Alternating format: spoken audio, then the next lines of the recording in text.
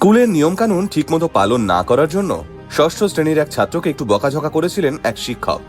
আর সেই সামান্য শাসনের অপরাধী মাস্টারমশাইকে হাজতবাস এবং আদালতের চক্কর কাটালো ওই ছাত্র।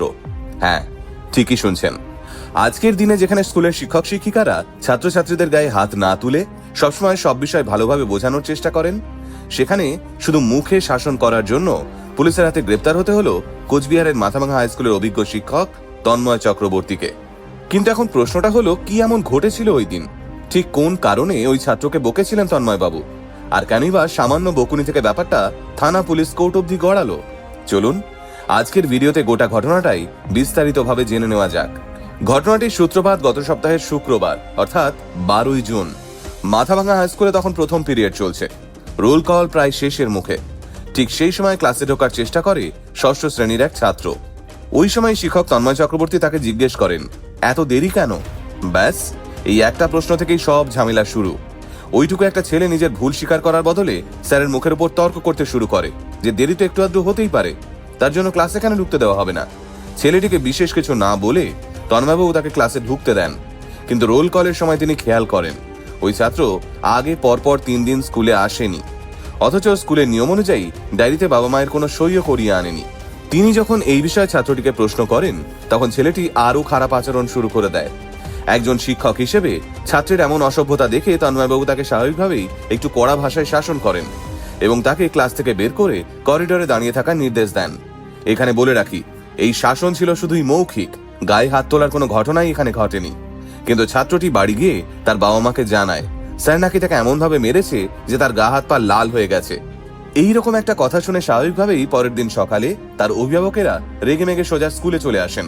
প্রথমে টিচার ইনচার্জ, পরে খোদ তন্ময়বাবুর সঙ্গে কথা কাটাকাটি হয় তাদের। স্কুলের বাকি শিক্ষকেরা অনেক করে বোঝান যে শিক্ষকেরা তো ছাত্রদের ভালোর জন্যই শাসন করবেন, কিন্তু তারা কারো কথা না শুনে সোজা থানায় চলে যান। রাজনৈতিক দলের নাম ভাঙিয়ে প্রভাব খাটিয়ে তন্ময়বাবুর নামে একটা এফআইআর ইস্যু করে দেন। পুলিশও অতি সক্রিয়তা দেখিয়ে প্রথমে স্কুলে, তারপর সোজা তার বাড়িতে পৌঁছে তাকে গ্রেপ্তার করে। তন্ময় চক্রবর্তীর বিরুদ্ধে ভারতীয় ন্যায় সংহিতার 126/2, 115/2 এবং 117/2 ধারায় মামলা রুজু করে তাকে মাথাভাঙা আদালতে পর্যন্ত পেশ করা হয়। কিন্তু 19শে জুন শুক্রবার মাথাভাঙা আদালতে মামলা ওঠার পর সেখানে একটা অদ্ভুত ঘটনা ঘটে যায়। ভরা ইজলাসে এই মামলার ব্যাকগ্রাউন্ড শুনে বিচারক শিবম মিশ্র চমকে যান। বিরক্ত হয়ে বিচারক বলেন, এটা একটা খুবই লজ্জাজনক ঘটনা। একজন মাস্টারমশাইয়ের সঙ্গে কেন একটা ছেলে এরকম আচরণ করবে? আমরাও তো পড়াশোনা করেছি, আমরাও শাস্তি পেয়েছি। কই আমাদের সময় তো কেউ শাস্তি দিয়েছেন বলে স্যারের নামে পুলিশের কাছে মামলা করতে যায়নি। পুলিশকেও অপমান করে বিচারক মিশ্র বলেন, এইরকম সাধারণ একটা মামলা কেন আদালতে আসলো? এই মামলা তো out of the court settlement করেও সামনে নেওয়া যায়। আর পুলিশই বা কেন এত অতি সক্রিয়তা দেখাতে গেল এই ঘটনায়? এই প্রসঙ্গে মাথাভাঙা থানার অফিসার ইনচার্জকেও শো কজ নোটিশ জারি করেন বিচারক শিবম মিশ্র। অন্যদিকে কাঠগড়ায় দাঁড়ানো এই মাস্টারমশাইয়ের দিকে তাকিয়ে বিচারক বলেন, শিক্ষকেরা শাসন করেন বলেই আজ আমরা এই জায়গায় পৌঁছেছি। তিনি উল্টে উপস্থিত সমস্ত মাস্টারমশাইয়ের উদ্দেশ্যে বলেন, আপনারা শাসন করবেন আপনাদের মতন করেই, না হলে ভবিষ্যৎ সমাজ তৈরি হবে কি করে? সবচেয়ে আশ্চর্যের বিষয় হলো বিচারক স্বয়ং এজলাসে বসেই শিক্ষকের কাছে ক্ষমা চেয়ে নেন। অন্যদিকে তন্ময়বাবুর আইনজীবী কৌশিক ভদ্র এজলাসে জানান, যিনি এই মামলাটা করেছেন তিনি হয়তো না বুঝে এই মামলাটা করে ফেলেছেন। আর যে রাজনৈতিক দলের নাম ভাঙিয়ে থানায় জোর খাটিয়েছেন, খবর পেয়েছি সেই দলও তাকে স্বীকৃতি দেয়নি।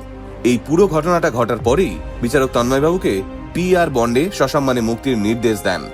আদালত কক্ষের ভেতরে ছবিটা যেরকম ছিল, বাইরের ছবিটা ছিল আরো অন্যরকম। কোর্টের পুরো বার কাউন্সিল সেদিন তন্ময়বাবুর পাশে দাঁড়িয়েছিল। জামিন নিয়ে তন্ময়বাবু বাইরে বেরোতেই তার উপর শুরু হয় পুষ্পবৃষ্টি। স্কুলের ছাত্রছাত্রী, সহকর্মী আর অন্যান্য আইনজীবীরা তাকে ফুলের মালা পরিয়ে বরণ করে নেন। এইসব দেখে আর চোখের জল ধরে রাখতে পারেননি তন্ময়বাবু। কান্নায় ভেঙে পড়ে তন্ময়বাবু সংবাদ মাধ্যমকে জানান, যে সময় আমার বিরুদ্ধে মামলা হয় সেই সময়টা আমার নিজেকে একটা বিগ জিরো মনে হচ্ছিল।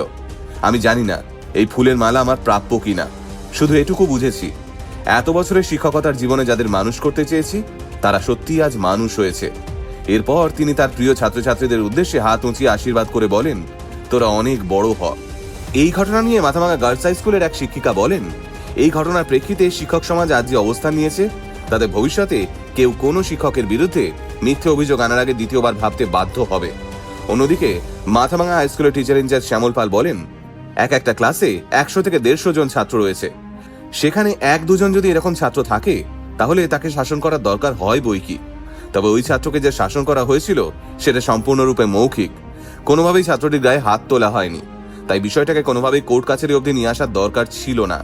স্কুলে এসে সরাসরি শিক্ষকদের সঙ্গে কথা বলে বিষয়টা মিটিয়ে নেওয়া যেত। আসলে নিয়মে জাঁতাকলে পড়ে আজকের সমাজে শিক্ষকদের অবস্থান একটু হলেও খারাপ হয়েছে। আগে আমরা যেভাবে এই মাস্টারমশাইদের রেসপেক্ট করতাম, আজকের দিনে ছাত্রদের ক্ষেত্রে সেটা আর ততটা দেখা যায় না। সমাজকে সুস্থ রাখতে হলে শিক্ষকদের প্রতি সম্মান এবং তাদের শাসনের অধিকার দুটোই বজায় রাখা খুবই গুরুত্বপূর্ণ। মাস্টারমশাইদেরও নিজেদের লিমিটটাকে মাথায় রাখতে হবে বইকি। তবে ছাত্রছাত্রীদের হাতে যদি পুরো ক্ষমতা চলে আসে, তাহলে আখেরে কিন্তু ক্ষতি হবে আমাদের সমাজেরই। শিক্ষক তন্ময় চক্রবর্তীর সঙ্গে ঘটা এই পুরো ঘটনাটা নিয়ে আপনাদের কি মতামত কমেন্ট বক্সে অবশ্যই লিখে জানাবেন।